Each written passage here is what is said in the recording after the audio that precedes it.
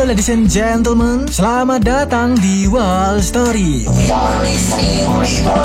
Terima kasih buat kalian yang sudah mengklik video ini dan enjoy the story. Dan ya, nggak usah berlete-lete lagi, langsung aja kita lanjutkan alur cerita Mugen episode 49.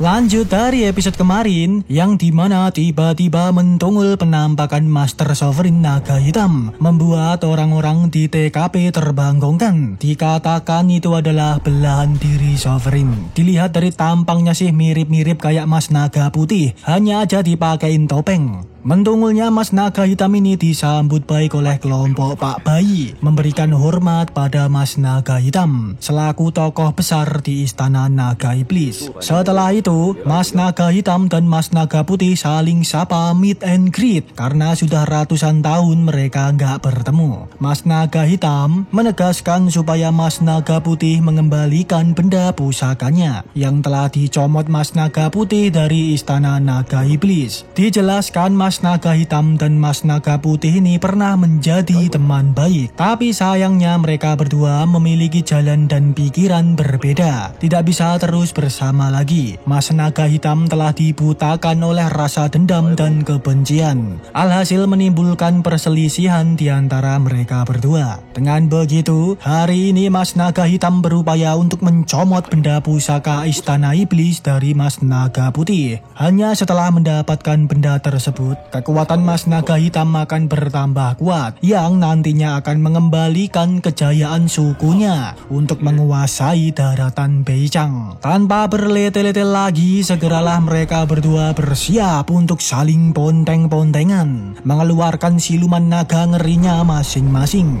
Sedangkan untuk orang-orang di sekitar, mereka hanya bisa terbangkongkan melihat duel maut tersebut. Siluman naga segede gaban saling meluncur adu mekanik. Bahkan juga semprot-semprotan meriam laser. Benar-benar pertarungan antar orang sakti andalan, Master Ranah Sovereign. Padahal hanya seutas jiwa gentayangan. Tak terbayangkan jika mereka yang asli adu mekanik. Bisa-bisa area TKP ambrol semua. Singkat cerita, setelah dua Master Naga ini ponteng-pontengan, tak diduga hal ini menyebabkan lapisan penghalang bangunan ngambang mulai melemah. Dengan begini, akhirnya orang-orang berkesempatan untuk gotong royong meluncurkan serangan goib, mencoba menjebol formasi penghalang tersebut. Karena saat ini Mas Naga Putih hanyalah seutas jiwa, jadi energinya sangat terbatas. Ditambah lagi sedang sibuk adu jotos melawan Mas Naga Hitam. Cepat atau lambat pasti akan lenyap. Lalu di situ grup Pak Bayi juga langsung beraksi menerobos masuk ke bangunan ngambang. Alhasil semua orang juga ikut-ikutan masuk ke tempat tersebut.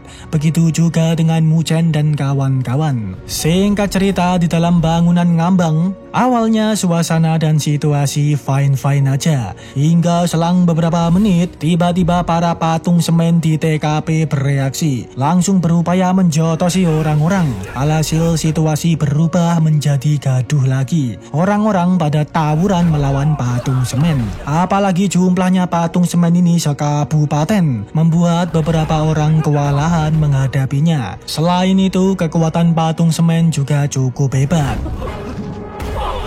Sedangkan untuk situasi Mugen dan kawan-kawan, di situ mereka sempat menjadi target patung semen. Tapi beruntungnya Mbak Suan bisa dengan mudah mengatasinya menggunakan jurus mutiara air untuk mengurung patung semen. Setelah itu, mereka memutuskan untuk menerobos maju seraya berusaha menjotosi patung semen yang menghadang mereka. Singkat cerita, setelah terus maju, di situ mereka pun berpapasan dengan kelompoknya Pak Bayi yang sama-sama menerobos maju, seraya menjotosi patung semen. Di situ Pak Bayi ini merasa jika mereka bergerombol, sepertinya akan terus memancing patung semen berdatangan. Alhasil Pak Bayi memerintahkan kelompoknya untuk berpisah, menyuruh Mas Bayi untuk menuju ke aula utama lewat jalur lain. Jika lebih dulu mendapatkan benda pusaka, segera melapor ke Pak Bayi. Dan akhirnya Pak Bayi dan Mas Baidong berpisah menjadi dua kelompok. Melihat itu, Mbak Suwan pun akhirnya menyadari cara Pak Bayi membagi anggota bisa mengalihkan fokus patung semen, membuatnya maju lebih cepat. Jika begini, takutnya mereka akan didahului grup Pak Bayi. Alhasil Muchen menyarankan untuk membagi anggota juga. Muchen ini dengan PD-nya akan mengejar Mas Baidong sendirian, sedangkan yang lainnya disuruh ngintil Mbak Suwan aja, mengikuti Mbak Suwan.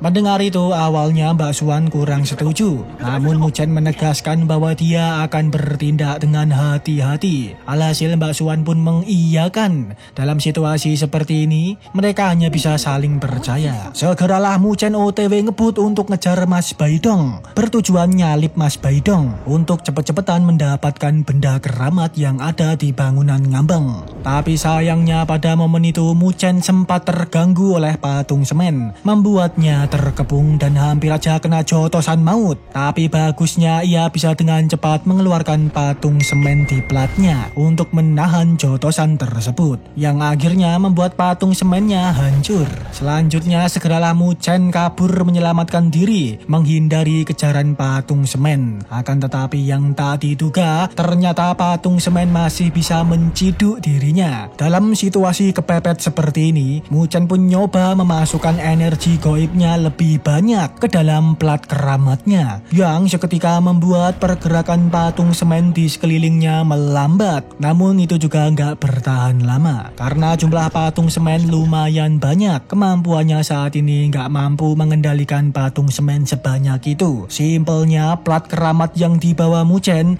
itu memanglah benda untuk mengendalikan patung keramat, tapi tergantung seberapa besar energi yang akan dimasukkan. Semakin banyak energi spiritual yang dimasukkan Muchen, maka peluang untuk mengendalikan patung semen juga akan semakin besar. Tapi ya itu dipikir belakangan aja. Sekarang fokus mencari benda keramat. Di sisi lain, grup Mas Baidong yang sedang tawuran melawan patung semen menyadari keberadaan Muchen yang sedang terbang ngebut untuk masuk ke bagian dalam bangunan ngambang. Alhasil Mas Baidong langsung menegaskan untuk bergegas maju juga. Takutnya Muchen akan mendahului mereka. Singkat cerita, akhirnya Muchen tiba di lokasi yang disebut pedalaman tempat gugur. Di situ dia melihat benda keramat misterius bernama manik naga putih. Muchen berasumsi mungkin aja itu adalah benda pusaka langka. Tapi anehnya tiba-tiba di situ terjadi hal mistis, yaitu pilar keramat di bawah manik naga putih secara tiba-tiba memancarkan gelombang energi goib yang membuat Muchen kehilangan kesadarannya. Tubuhnya terbang sendiri mendekat ke tempat pilar keramat tersebut, seolah-olah Muchen kehilangan kendalinya, terkena hipnotis pilar keramat tersebut. Menyadari situasi menjadi aneh, Mbak Jiu nyoba neriakin Muchen, menyadarkan Muchen yang terkena hipnotis. Mbak Jiu menggunakan kekuatan goibnya untuk menekan energi negatif pilar keramat tersebut, yang untungnya berhasil menyadarkan Muchen dari hipnotis. Segeralah Muchen menjauh mundur dari pilar keramat tersebut, bertanya-tanya apa yang telah barusan terjadi. Mbak Jiu menjelaskan bahwa pilar keramat itu sangat berbahaya, menegaskan supaya Muchen tidak mendekatinya. Selang beberapa menit, Mas Baidong dan dua babunya mentungul di TKP, sangat beraing maung melihat kelakuan Muchen yang selalu aja mengganggu mereka. Langsung nyuruh dua babunya untuk ngeponteng-ponteng Muchen. Mendapat itu, Muchen pun memutuskan untuk menggunakan teknik konstelasi 4 dewa,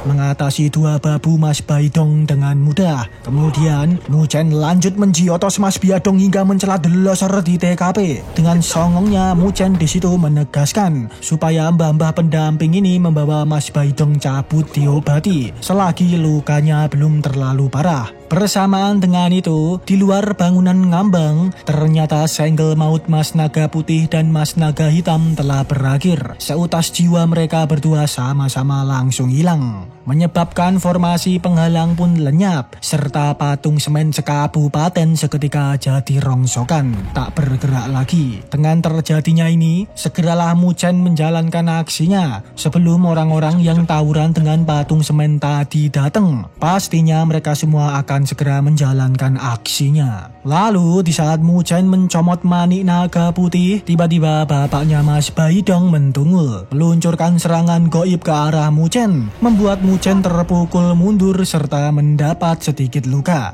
Pada momen tersebut, darah Mujien tak sengaja terciprat ke pilar keramat, yang akhirnya membuat pilar keramat menyerap darah Mujien. Wah, dengan begini, apakah pilar keramat akan mempengaruhi nasib Mujien nantinya? Sedangkan untuk Pak Bai, dia menegaskan supaya Mujien menyerahkan manik naga putih. Pak Bai pun juga mengetahui kondisi anaknya yang tepar akibat kelakuan Mujien, membuatnya semakin beraing maung dengan kelakuan Mujien. Berupaya untuk langsung meluncur ngeponteng-ponteng Mujien. Bagusnya bersamaan dengan momen itu, kawan-kawan Mujien Mentungul di TKP menggagalkan kelakuan Pak Bai. Tapi ya sudah jelas hal ini bukan masalah besar bagi Pak Bai. Dirinya malah bertekad untuk membunuh semuanya sekalian. Dan episode pun bersambung, ladies and gentlemen. Terima kasih buat kalian yang sudah menonton video ini sampai habis. Kalian benar-benar andalan.